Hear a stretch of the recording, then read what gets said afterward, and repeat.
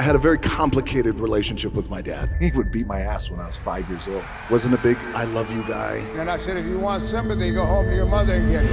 He's young, he's cocky, and I was hurt of. I had great angst every night, and I wish I had someone who could just pull me aside and, hey, it's gonna be okay. And then it started to hit me. What am I gonna do? Where am I gonna go? You have all these dreams, and none of it came true. I remember laying there in the ring, and it was crippling for me. 20,000 fans chanting Rocky sucks. You got sassy with me one time. I said, you'll never be as great. I was told, don't call yourself The Rock, call yourself Rocky. Out of respect for your dad, I hated the name. He said, you are throwing it all away. It is the worst mistake you will ever make. His mother didn't want to speak to me. What are you doing to her son? And that was the beginning of the end. Well, I just wanted to make my own way. What's wrong with you? You're not like your dad. I'm 23 years old. I am forced to move back in with my parents. My dad was driving, my mom was in the passenger seat. They got into a very big fight. My old man makes a hard right and he gets on the shoulder. My mom gets out of the car and she walks right into the middle of I-65 and continues to walk down into oncoming traffic. I got out of the car and I grabbed her and wrestled her over to the side of the road. She had a glazed look over her eyes that I had never seen before. Just like that, Dwayne became his mom's protector. But he couldn't protect himself from his dad. He would take me down to the wrestling mats and he would beat my ass when I was 5 years old. He would always say, listen, if you're gonna cry, go home to your mother. If you're gonna throw up, go outside. And I wish I had someone at that time who could just pull me aside and, hey, it's gonna be okay. We lived in a small efficiency apartment.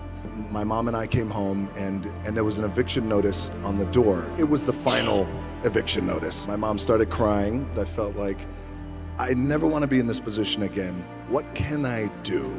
So at 14 years old, I thought, well, the heroes in my life, Muhammad Ali, for example, professional wrestlers, they're all men who have worked hard with their hands and they built their body.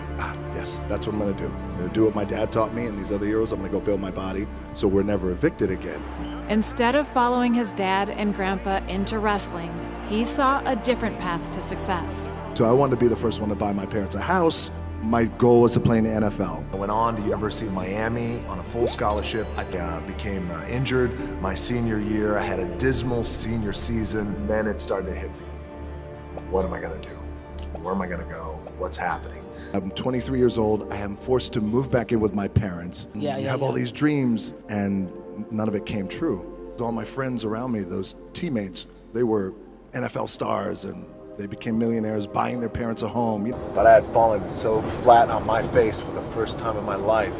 I was depressed. I worked so hard. Hard work pays. I always thought. It's not paying for me. I got nothing. Dwayne thought his own path had failed, so he turned back to the only thing he knew. I took a deep breath. I said, I'd like to get into the business. He said, what business? I said, the wrestling business. He said, you are throwing it all away. It is the worst mistake you will ever make.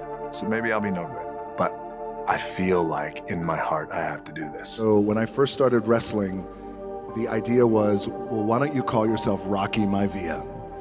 Out of respect for your dad, Rocky Johnson, and your grandfather, Peter Maivia.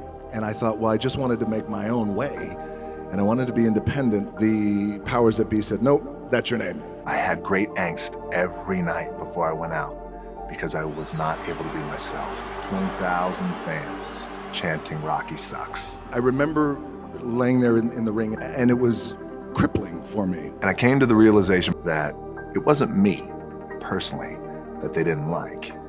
It was that I wasn't being me. I wasn't being real. I wasn't being authentic. I came back, we were on live TV. I grabbed the microphone and started chanting Rocky sucks. And I said, I may be a lot of things, but sucks isn't one of them. In that moment, The Rock was born.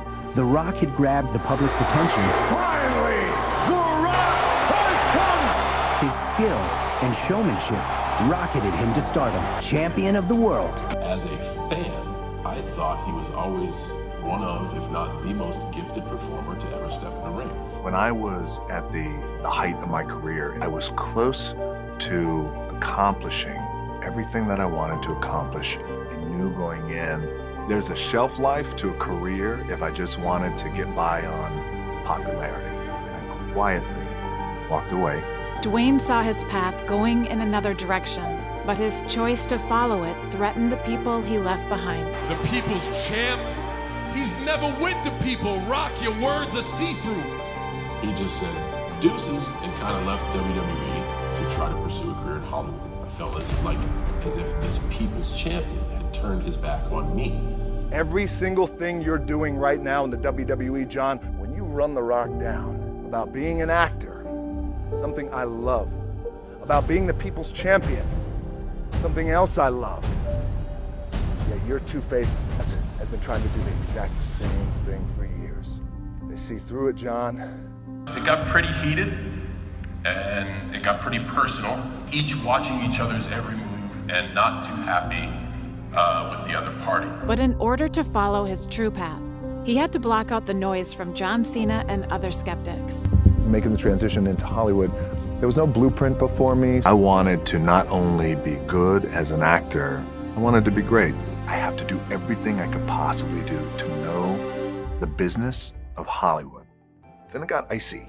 I was told, again, well, if you want to be a star, maybe you shouldn't talk about wrestling. Maybe you shouldn't go to the gym as much. I went through that entire process for years trying to figure out who I was. And then when you look back in my earlier career, the films I was doing, they were good, but just not, you know, like, oh, that's how I like to see him because he is his true, authentic self. I had come from a world where I was connecting with an audience every night, and I wanted that connection. Kind of shook me a little bit. You feel like you're alone, and you feel like it's only you. You realize that I'm done trying to conform to Hollywood. Hollywood is going to work for me.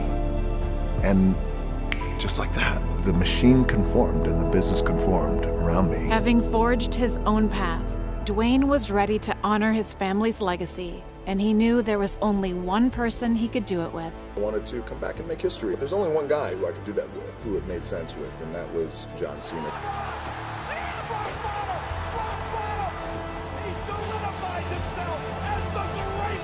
I held him close and I said, if it weren't for you, I wouldn't be here today. And then I thanked him very much for all he's done for the industry and for all he's done for me. And we went backstage and had a shot together in celebration. But now in looking back, I was just being a selfish fan. And I wanted my Rock to stay in my universe and keep raising that eyebrow and keep doing what he was doing. We had real problems with each other. Wow. We really did. Now, what's great about our relationship is, you know, he's one of my best friends. And he got to honor his mom and dad in the way he always wanted. But I will say this from the bottom of my heart, and I love him very much. He's my son, and he always will be, and I'm very proud of him. Just got off the phone with my dad, and man, it was a great call. He said, I want to buy you a brand new home. He couldn't believe it. He was speechless. And I never heard my dad talk like that. It felt good to me, and it felt good to my heart. A brand new home. Love you, Dwanta. Dwayne followed his true path and lifted others up along the way. I realized there's great power in being myself. Same thing for all of us. I believe it's the most powerful thing that we could be. Just gotta remember that on the other side of your pain is something good. The most powerful thing you can be is yourself.